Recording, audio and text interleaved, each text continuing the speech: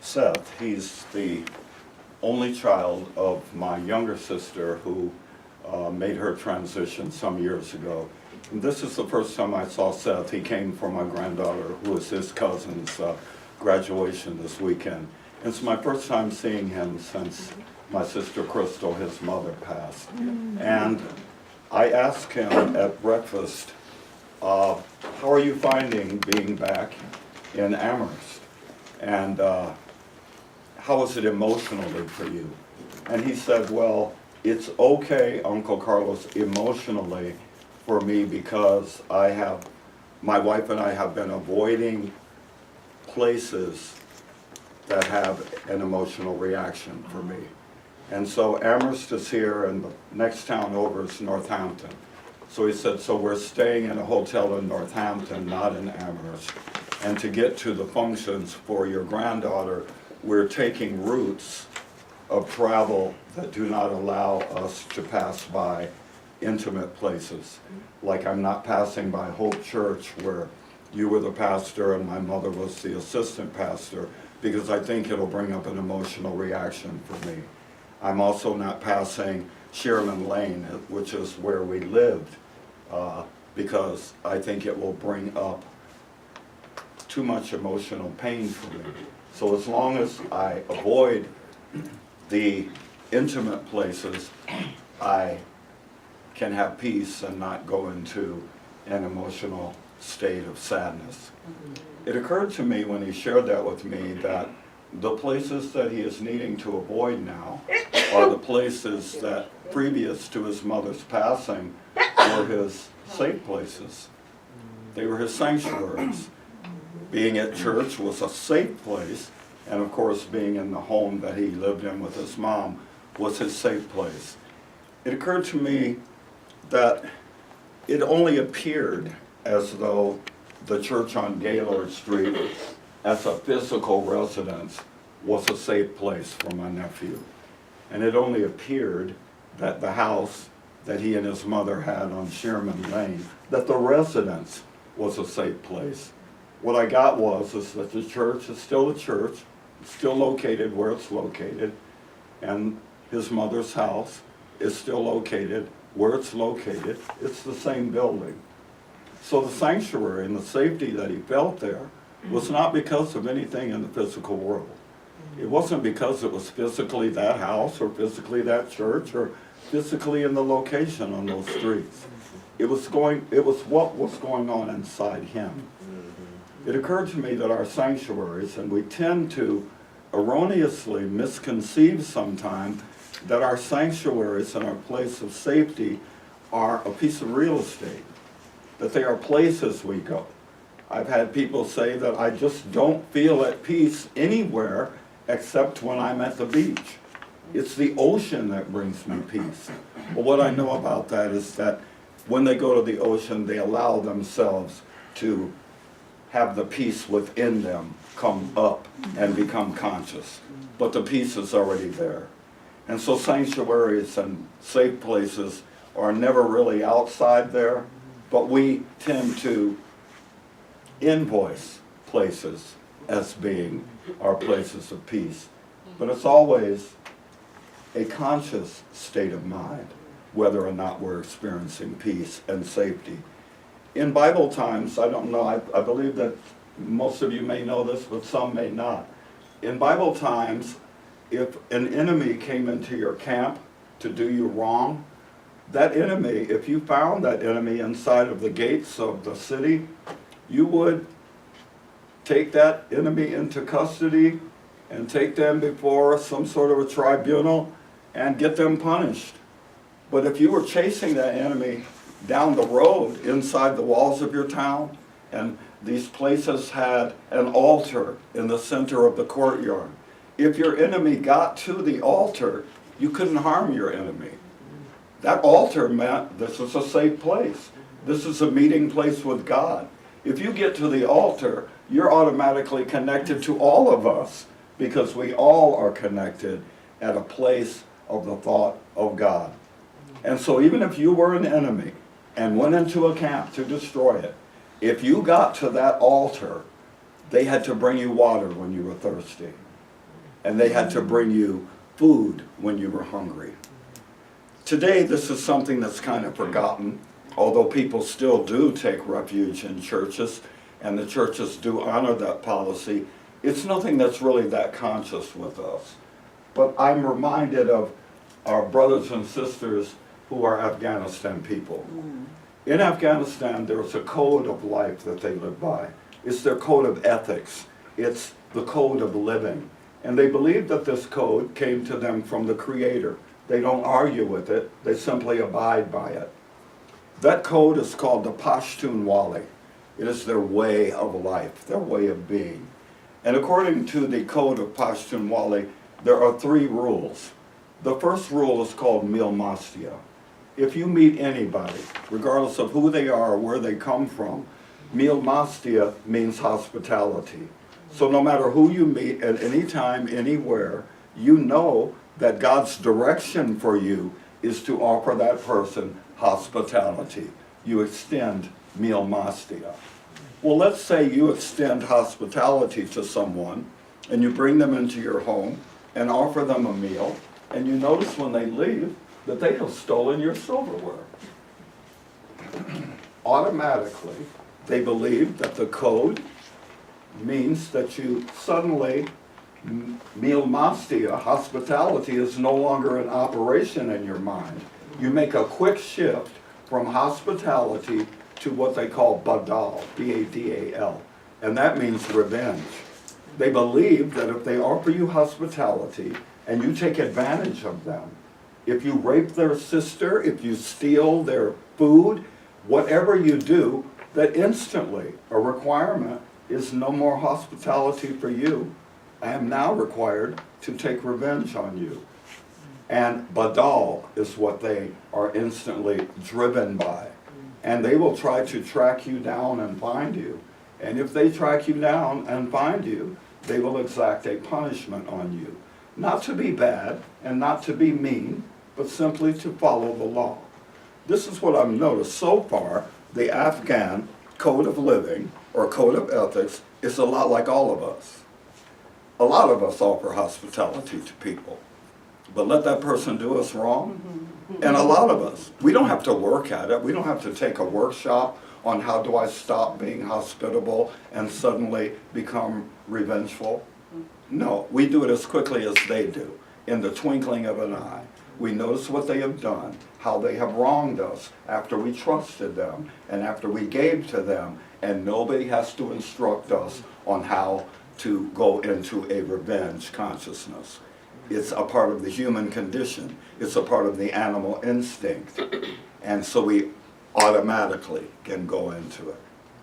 But there's another third step, which they do automatically, and we seem to think it will take another 365 days of doing our Course in Miracles workbook lessons in order for us to achieve, or that we will have to do therapy in order to achieve this consciousness state. And that consciousness state is called Nanawate. This is the deal. If I invite you into my home and you rape my daughter, I go into badal. I find out where you have went. If you left outside of town and headed east, I am behind you, heading east. I am under the psychological and conscious influence of revenge. We've all been there more times than we can count. But if they approach the person who did whatever the wrong was and get that person and have that person cornered against the side of a stone cliff and draw their sword, all that person has to do is say, Nanawate. Nanawate means sanctuary.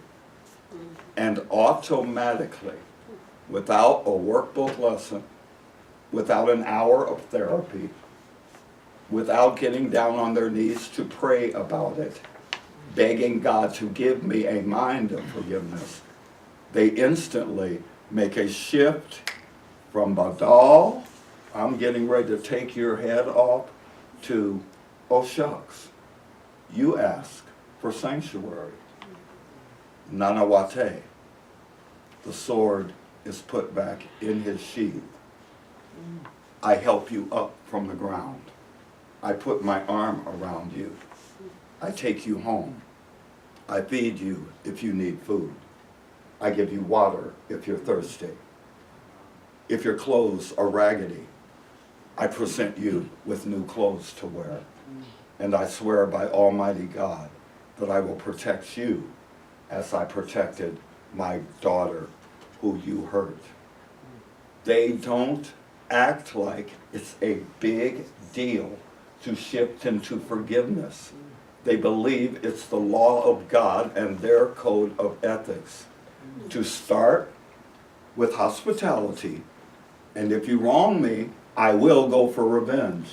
But if you ask for mercy and sanctuary, I will instantly shift my consciousness into knowing it is God's will for me to take care of you like you were one of my own. It's amazing. Quite a number of the United States Armed Forces people have been in that position in Afghanistan. It's like the people in the villages are caught between a rock and a hard place. There's the American soldiers doing what they're doing. There's the Taliban doing what the Taliban's doing. But if they come across a soldier in the United States Armed Forces who is being chased by the Taliban, and the people know if you help one of these guys, you will be beheaded, all the guy has to do is say, Nanawate. They've taught our service people this word and this code of ethics. And if that soldier says to one of the villagers, Nanawate, the villager will do all he can or she can. They will put their own life on the line, and they will hide that soldier and feed that soldier and give that soldier water when that soldier is hungry, and protect that soldier with their very own lives. They know if they're caught, they'll be beheaded. But there is a law that is more important than their physical life, and it's to follow the code of ethics that we have been given by the Creator. It stuns me that some of us in this country can think some other people in other parts of the world are rather backward. They are called cave dwellers, towel heads, dust monkeys, all kinds of names. Sometimes we stand in such self-righteousness about how evolved we are and how far ahead of the others we are. And yet if we offer hospitality and someone does us wrong, we can still be testifying 20 years later about how we have never yet been able to forgive them. It's a choice that can be made in a moment. But we think there's some advantage to holding on to our grievances. We somehow think it will protect us. If someone hurts me and I put up my wall and I keep my anger and keep my upset, I will not be hurt again. Or if I keep up my wall, I will continue to hold a banner saying, as the Course in Miracles, behold how I suffer at the hands of my sisters and brothers. I know Course in Miracles people who know that stuff by heart, and yet if you hurt them, shame on you. Because they will go, I've been working on my workbook lessons for 4 years, and I have not yet been able to forgive my father or my mother. And I say, you're pretending that it's work. It's not work. It's choice. Choose you this day who you will serve. The thing that all of us want is sanctuary.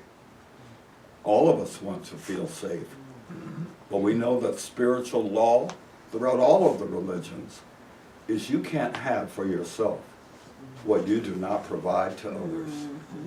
A Course in Miracles has the nerve to say to me, Carlos, the only reason why you do not experience consistent peace and joy is that you do not consistently inspire peace and joy in others. It claims that if I inspire peace and joy and love to you, even if you wrong me, if I offer you nanawate, even if you don't ask for it, that I will, in offering it to you, have it for myself. It is the law set down before the foundations of the world. What you put out will be multiplied, pressed down, shaken together, and come right back to you. That's why blessing people is so much fun. That's why it can heal a broken heart.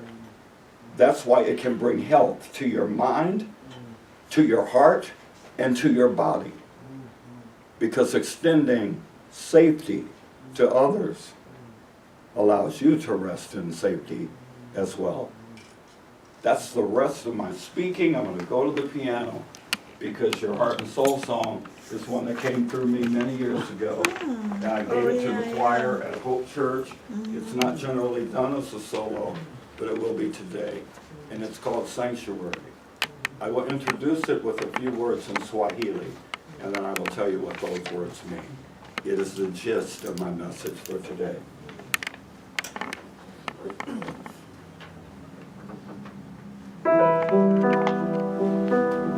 Mahali patakatifu Alba Salama. Haba bale kila mahali. Nije nanadani. Sasa mimi kuimba pa mahali patakatifu Alba Salama nadani. Ala nadani mahali patakatifu Alba Salama nadani mimi. Kusikitiwa, kukumbuka, na kuvuta pumzi.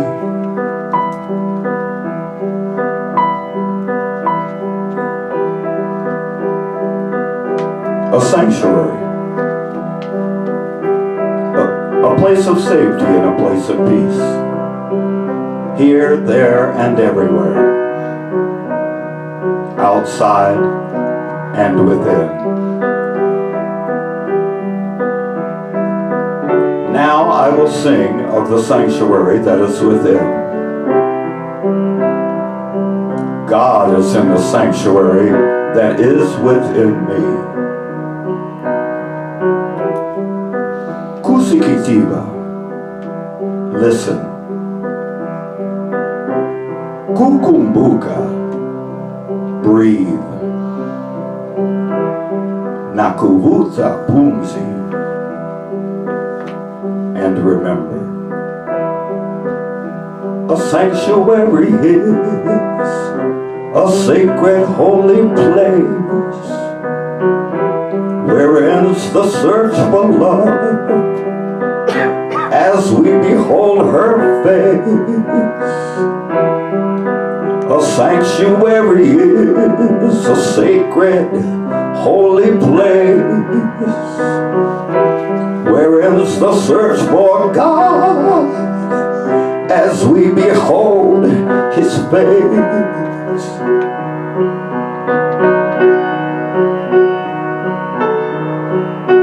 Within me is the sanctuary.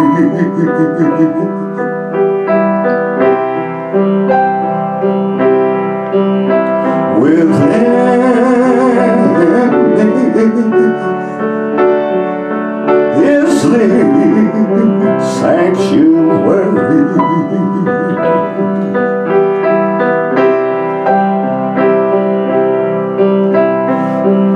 God, you are my sanctuary. God, you are my life. I can feel you ever near me. You are my delight. Serving you with all my heart brings happiness to me.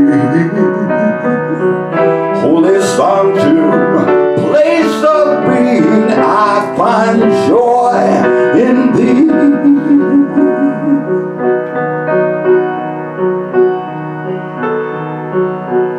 Within me is the sanctuary.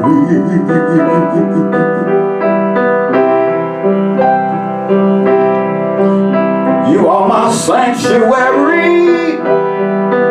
You are the sacred place of the high. You're my sanctuary. You are the temple of love in my life. You're my sanctuary. You are the holy of holies in me. You're my sanctuary. You are the truth, and in you I am free. I am free. Kukumbuka.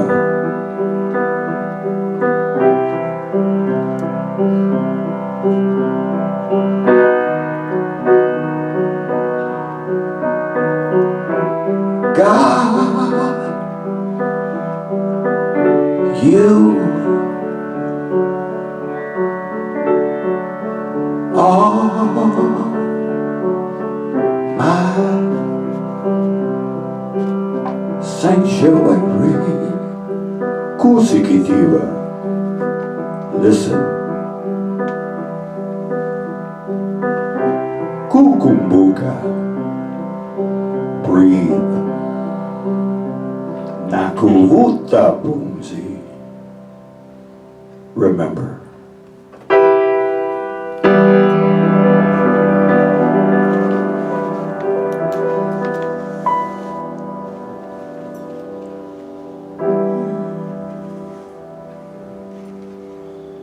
Amen.